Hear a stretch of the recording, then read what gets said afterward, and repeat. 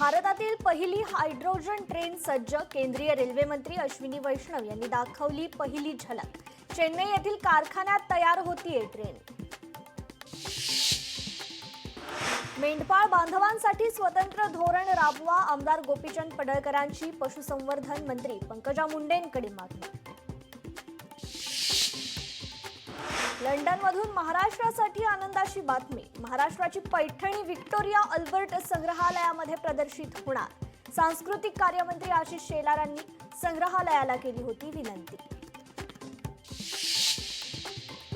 जैन मुनींची समजूत काढणं फार गरजेचं आहे. सगळ्याच प्रथा आणि रूढी योग्य नसतात.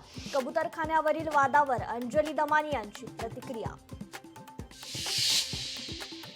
मुंबईत निवडणूक आयोगाविरोधात नागरिकांचा हल्लाबोल. आयोगाच्या निषेधाचे फलक हातात घेऊन आंदोलन. निवडणूक आयोग बरखास्त करण्याची मागणी. अमरावतीच्या अचलपूरमध्ये फिनले मिल कामगारांचं 6 दिवसांपासून शोले स्टाईल आंदोलन सुरूच. मिलमधील 700 कामगारांचं 26 महिन्यांपासून वेतन थकल्यानं कामगारांचं आंदोलन. तोडगा निघेपर्यंत आंदोलन सुरू ठेवणार आंदोलकांचा इशारा. मालेगावमध्ये 15 ऑगस्टला मटणाची दुकानं बंद. कल्याण डोंबिवली पाठोपाठ मालेगावमध्येही आदेश. मालेगाव महानगरपालिका प्रशासनाचे आदेश. मराठी एकीकरण समितीच्या मोर्चाला परवानगी नाकारली. जमावबंदीमुळे मराठी एकीकरण समितीला नोटीस.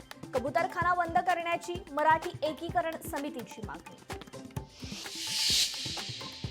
अहिल्यानगरमध्ये पावसाची जोरदार हजेरी. गेल्या काही दिवसांपासून ढगाळ वातावरण. पावसामुळे शेतकऱ्यांमध्ये आनंदाचं वातावरण.